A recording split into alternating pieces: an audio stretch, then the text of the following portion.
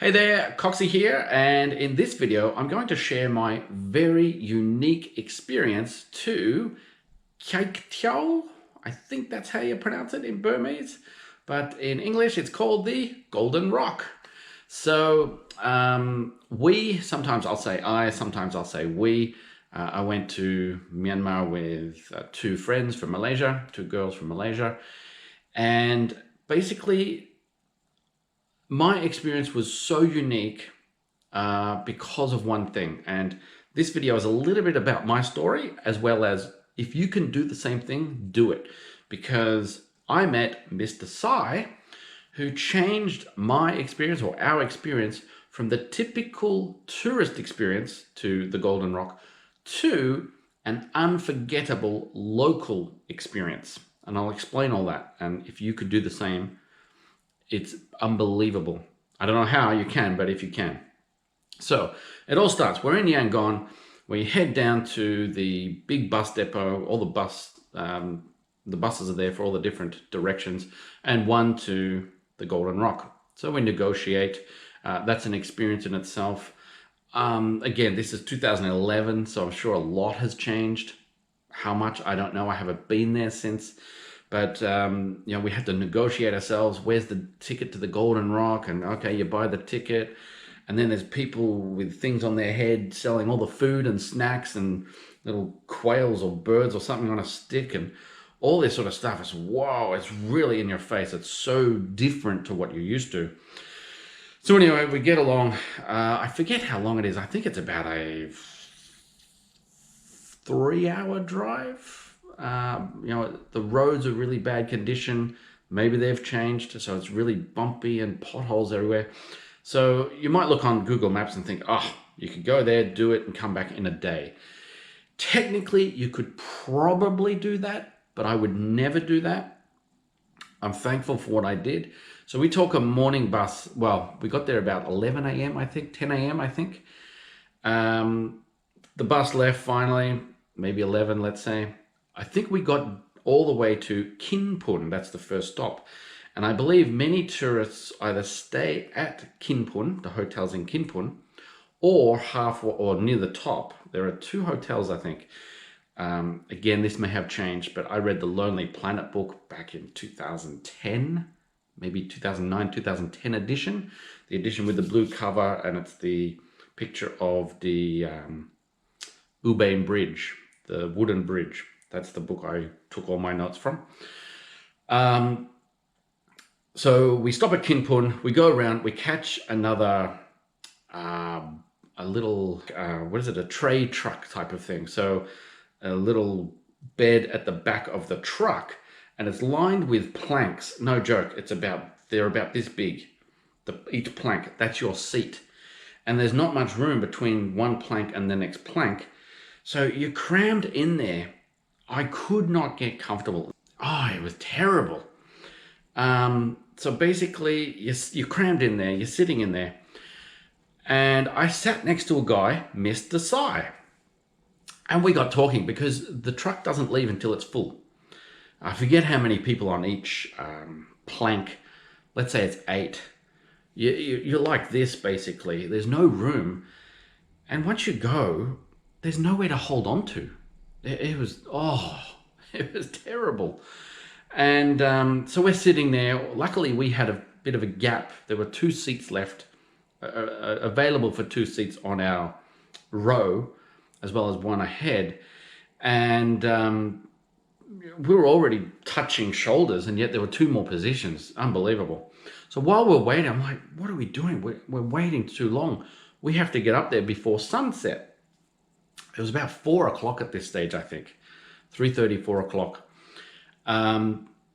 Because, sunset and sunrise are the best times to go to see the rock. So while we're waiting, I'm chatting to Mr. Sai, yeah, how's it going? Blah, blah, blah. He speaks English. Oh, wow. And this is the key. If you can meet a local who speaks English, that's part 1. And part 2 is coming up. You're halfway there. So we're having a chat. He actually worked in Central Hotel in Yangon. Maybe you've heard of that before. It was a very popular hotel back then. Maybe it's still now. We're chatting, and he said, oh, where are you staying? I said, whatever it's called, one of the hotels that's near the top. I said, how about you? He said, oh, we're staying in one of the inns. So there are hotels for tourists and there's inns for locals. I said, oh, I heard about them. Oh, yeah, what's the deal, whatever. I was, oh, if you like, I can try and get you in. That's part two. So if you have a local, obviously you need someone who can speak enough English, unless you speak Burmese. So you need someone who speaks English. And someone who's willing to try and get you into the inn. You'll have the most amazing, unbelievable, memorable experience of your life about Golden Rock. I said, oh yeah, if you can, like, unbelievable. I'm with these two girls. Can you get 3 people? Blah, blah, blah. Yeah, no problem. Wow. So then we head up and we're waiting. I said, why are we waiting so long? He said, oh, they're waiting till it's full. They have to be full before they can go. I thought, so they need X amount of money before they can, yeah. I said, well, are we able to pay for the other 2 seats and then go early? He said, yeah, of course you can. I said, all right, let's do that. At the time, it was, I think, 2,000 kyat, which I think was 25 cents. Like, I'll pay for 2 tickets. 1, to give me extra room, and 2, it's 50 cents. So we paid for 2. There were a group of Thai tourists in front of us, and they paid for 2 as well. So if we're waiting for 4 people, I paid for 2, they paid for 2. 50 cents, away we go. Luckily, and I probably suggest this if you're as bad as me, we were on the very back row. And at the back of that back seating row is a cage of all the luggage. Everyone's bags all the bags go in the back in the cage. I could not sit. I tried to sit side on. And I thought, no. And one of the Thai ladies saw it. She said, oh, I wouldn't do that. Maybe you won't be a father in the future. I said, yeah, good point. So I sat here. I'm like, I got nothing to grab onto. So I actually went up, and it goes up for about 40 minutes. Very bumpy road. It's speeding up. Oh man, it's worse than a roller coaster. So I sat facing back, holding the cage, because then I could stretch out. I had more room actually going backwards, facing at the back. I thought I was going to fly out the back a couple of times when it went over a speed hump, and I went up, and there was, it's a cage like this. It's open. I almost went right over, but so I would do that again. I would sit at the back and I would face backwards, because I don't know how they all do it, just bumping around like this with nothing to hold on to. You'd pop out of the truck thing, I think. Anyway, so all that, and then it stops halfway. Then you got about a 40-minute walk up, and it's like this the whole way. It's relentless. It is really, really tough.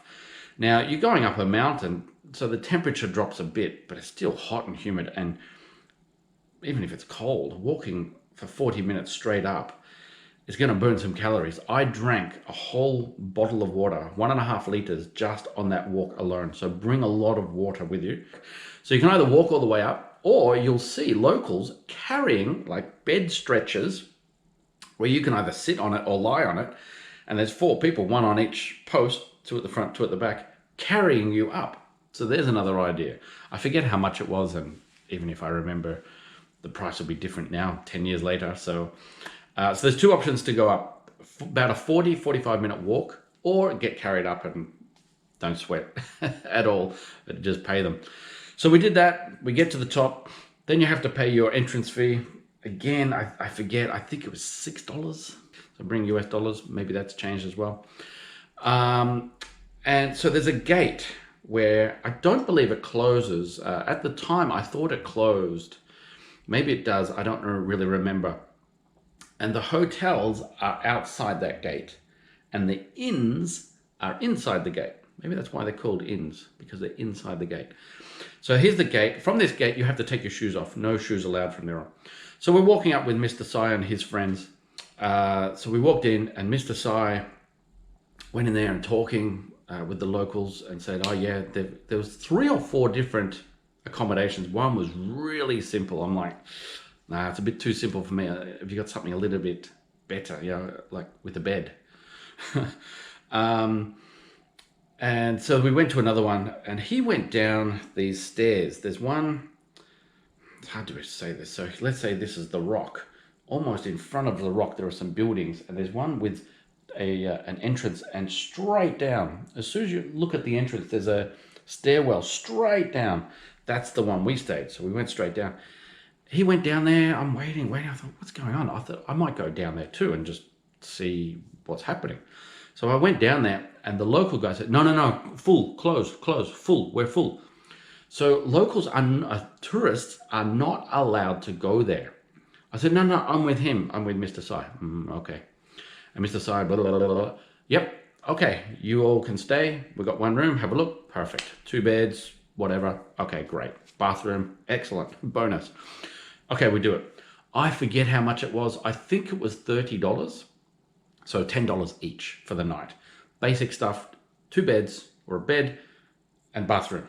That's all we wanted. That's all we needed. And we're inside where the Golden Rock is. That means we were able to, we were the only foreigners in this area all night. So I don't know if the gates close, the one that I said before, and the hotels are on the outside, or the hotels are just too far where they can't get in or make it or something, because I didn't see another foreigner after sunset or about sunset time until early morning, until we left. I didn't see another foreigner. So the tourists stayed too far out, or they closed the gate and they're not allowed in. So we had the most unique experience. We saw the rock at its best time, where most tourists don't, unless this has changed. Maybe this has changed now. I was able to put the gold leaf on the rock. Only men can do that, or males can do that. Women are not allowed to touch the rock. But we're walking around, the rock is glowing with the lights. It looked amazing. We had some boy and girl monks.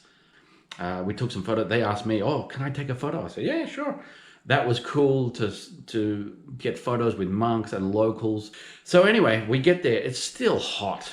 You can see from some photos, just after we arrived, it's still light. You can see all the sweat on my shirt. You know, it's all dark here and lighter on the sides.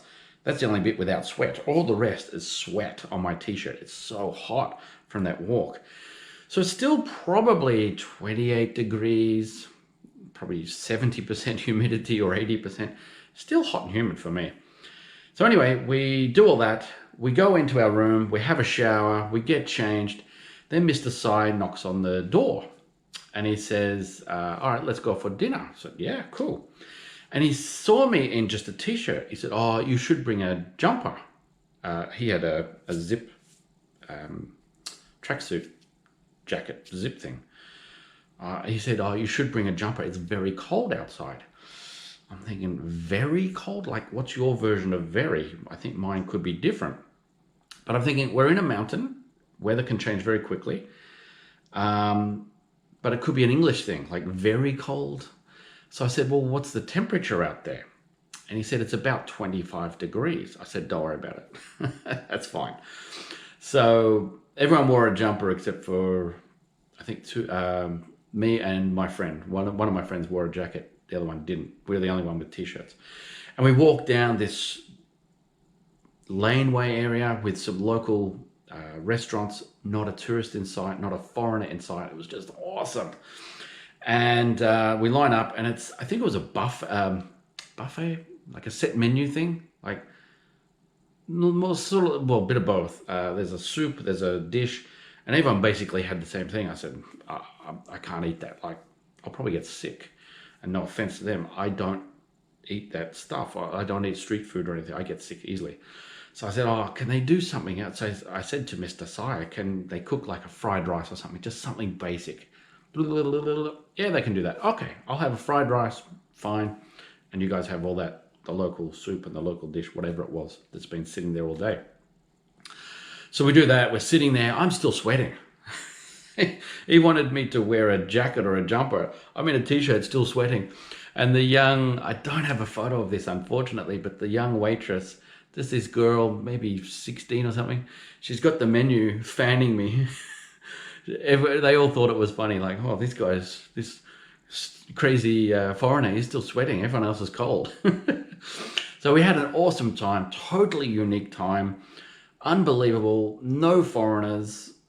Mr. Sai, thank you very much. If you see this, I've lost contact with him, so if Mr. Sai, if you see this, please leave a comment. I want to get back in touch with you. And thank you so much for this unbelievable experience. So then we walked around for a little bit longer with the rock.